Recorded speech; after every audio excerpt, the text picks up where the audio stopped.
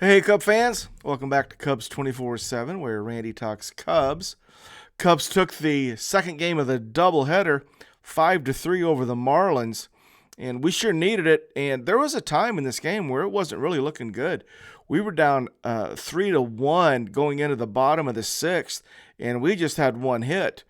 This rookie, Roddery Munoz, making his major league debut for the Marlins, was really good, throwing nasty high 90s gas, and he had us going. So, but we put an inning together in the sixth inning, came up with 4 runs, and from that point on, it was pretty much under our control. But it was sort of a struggle. So let's go ahead and get into it. There's some interesting pieces in this. We started Nico at shortstop, leading off. Dansby got the night off. Bellinger was in center field hitting second. Morel at third base hitting third. Michael Busch had been off the first game of the doubleheader and then the game on Friday, so he's had a couple games off. Well, he was at first base hitting cleanup tonight. Garrett Cooper got another start at DH hitting fifth. Talkman again was in right field hitting sixth. Nick Madrigal got a start at second base since Nico was shifted over to shortstop. Nick was at second base hitting seventh. Yan Gomes behind the plate hitting eighth, and Alexander Canario got a second chance at left field today, hitting ninth. So yeah, it was kind of an anemic first 5 innings. Our only run and our only hit in those first 5 innings came in the first when Cody Bellinger hit a solo bomb. It was his fourth of the season. And so that put us up 1-0, and that was the last of the scoring until the sixth inning. So in the sixth inning, Alexander Canario hit a majestic blast 416 feet into the darkness in the upper regions of the bleachers in left field. And that was good to see. You know, we keep expecting Canario to kind of take off, and I'm hoping he does. It was nice to see him come back and get that home run to sort of get us going in that sixth inning after he struck out with 2-1 in the bottom of the ninth in game one. So he bounced back nicely. So after Canario's solo home run, Nico singles, shoots a line drive to right field. And then Christopher Morel came up, and he was 1 for his last 33. And we've been talking about this, and I mentioned that I wasn't sure how long it's been, but he was 1 for his last 33 when he came up for his at-bat in the sixth inning with Nico on first base. And he had a really nice, strong line drive single to left field, barreled it up 109 mile per hour, and it just looked good. And you could tell he took a deep breath. Hopefully the slump is over because it's been a monster, but he did get a really nice hard line drive single to left in that sixth inning. So we got Nico at first, Nico at second, Morel at first. Wild pitch moved him up a base, and then Michael Busch, a 2-run single, classic Busch line drive the opposite way, and Busch takes second on the throw in. And Cooper follows that with a single to left field that scores Busch for the third run in that sequence. So we got 4 in the sixth, and that ended up being enough. So we got 7 hits total. We walked 3 times, struck out 8. And again, we came into the bottom of the sixth with 1 hit. So it all pretty much happened in that sixth inning. We left 3 on base, 2 for 3 with runners in scoring position, homers by Bellinger and Canario. It was cold at Wrigley. It wasn't as windy as it was early in the day, 6 mile an hour per mile an hour wind, but 42 degrees, so it was chilly. And a decent crowd. It wasn't full up, but it was filled in pretty good. Let's talk about what the guys did. Nico ends up going 1 for 4, and Nico, he's starting to put the bat on the ball pretty consistently. Bellinger was 1 for 4, had that home run. Morrell 1 for 3, the single in the 6th. Michael Busch 2 for 4. He had sort of two identical base hits, the one in the 6th inning for the 2 RBIs, and he had another one in the 8th inning, very similar, just an opposite field line drive. Coop went 1 for 4. Tauchman was 0 for 3 with a strikeout. Madrigal was 0 for 2, had a walk. Gomes was 0 for 3. Guys, Gomes is hitting 176. Struck out twice tonight. So it's we really need Gomes to hit 230, 235, somewhere in there. But so far he's kind of scuffling. But behind the plate he was just really good. Canario went 1 for 2 with the home run, and he had a walk as well in the 7th inning. So I'm just rooting for Canario. We need him to turn into what the Cubs obviously think he's capable of turning into. They've given him just every shot, so I hope he takes advantage of it. Happ was on the bench too, and I'm just concerned. You get pulled out of a game because your hamstring's tight.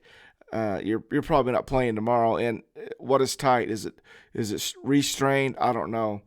But Say is out, and it looks like Happ might be out. So we're gonna have to find some answers. Let's go to the pitchers. I love watching Shota pitch. It's become that's what I'm looking forward to. He's so entertaining, and he wasn't perfect tonight because he has been. He came in with no runs given up, and I'm going to suggest that this was maybe an average Shota outing tonight. I mean, he wasn't great, but he's really good. And to me, it looked like this is kind of what Shota should do on an average night. So let me give you his totals.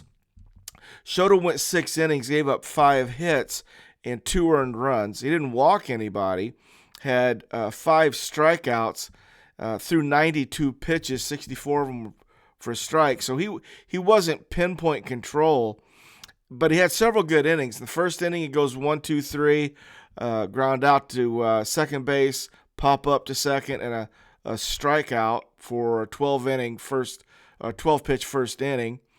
Then he goes in second inning, fly out to center, a 4-3 ground out, and he gives up a bloop duck snort single, and then gets a ground out to shortstop. So 16-pitch inning in the second. He's cruising.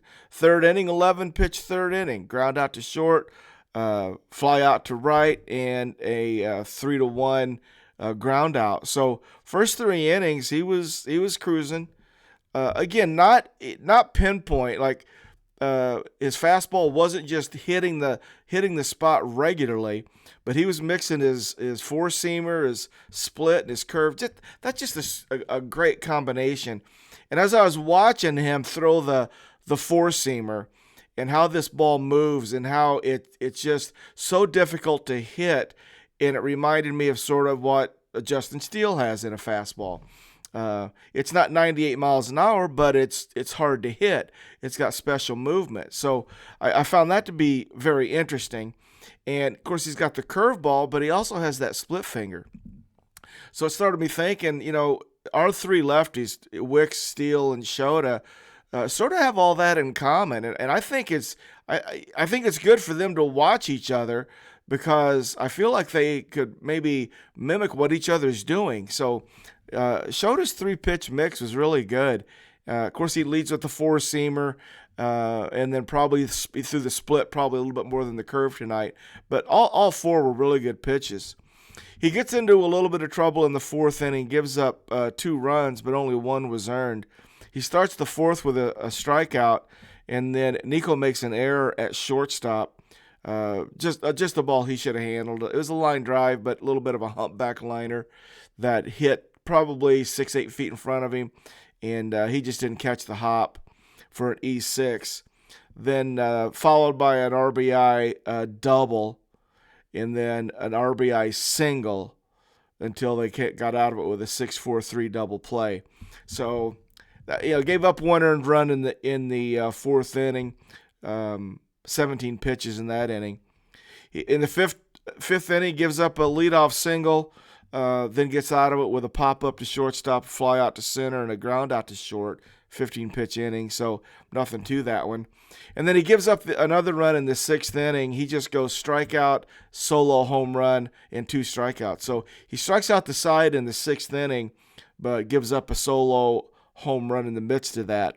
And that was his highest pitch count inning, 21 pitches. So he finished with 92 pitches total. But that's a solid outing. I'll take that. I mean, 2 earned runs over 6. Nothing ever got out of control. I felt like we were in it. But when Shota left in that 6th inning, we were down 3-1 and had gotten 1 hit. And I was like, so I'm glad we came back and got Shota off the hook because he had a good outing. I'll take that outing from Shota. Ben Brown comes in. Ben pitches the 7th and the 8th and did awesome. In the 7th, he goes ground out to Morrell to Busch, gives up a single, then should have gotten out of it with a double play, 6-4, and Madrigal made a bad throw, overthrew Busch. Busch had to jump to get it. Had plenty of time, just airmailed the throw. Otherwise, Ben would have been out of it. But he didn't, had to get another out, so he follows it up with a strikeout. Then in the 8th inning, struck out the first 2 guys, gives up a single, then a fly out to Talkman in right field. So he goes 2 innings, just gives up 2 hits, strikes out 3, and his stuff plays. High heat, he makes guys look silly. That they call it a spike curveball, but it's his power curve. Throws it upper 80s, and his stuff. We've seen him. His stuff plays as a starter. He was in leverage situations tonight. I'm not sure there's any place that you can't use him right now. He looked really good again tonight. His confidence level is really up too, and he looks very comfortable. So 2 good innings, 7th and 8th, from Ben Brown in leverage situations. Hector Neris got the 9th inning. Hector did fine. Goes 3 unassisted. Gave up a hard line drive. Busch had to make a really nice play. Line drive, short hop Busch to his left, and he had to snap it. So he did. 3 unassisted. Then Neris gave up another single up the middle before he gets a fly out to center, and then he finishes the game off with a swinging strike. So Neris looked pretty good. Cubs 5, Marlins 3. So it was nice to be able to come back because it felt like a comeback in the 6th. We were so anemic, it wasn't looking good. So it felt like a nice comeback win tonight. Set us up to hopefully figure out a way to win that game tomorrow. I know we're all rooting for Kyle. I hope that he can put a good start together and give us a chance. So we'll just have to wait and see. But we got a chance to win the series tomorrow. Kyle Hendricks on the mound should be nothing but entertaining. So, all right, final again, 5-3 against the Marlins. That ups our record to 13-8. Still pretty good shape. Still have some questions that need to be answered. We're still kind of feeling our way through some things, but that's entertaining. So it's all good. Guys, thanks for joining us here on Cubs 24/7, where Randy talks Cubs. Appreciate you guys checking us out. And go Cubs, go.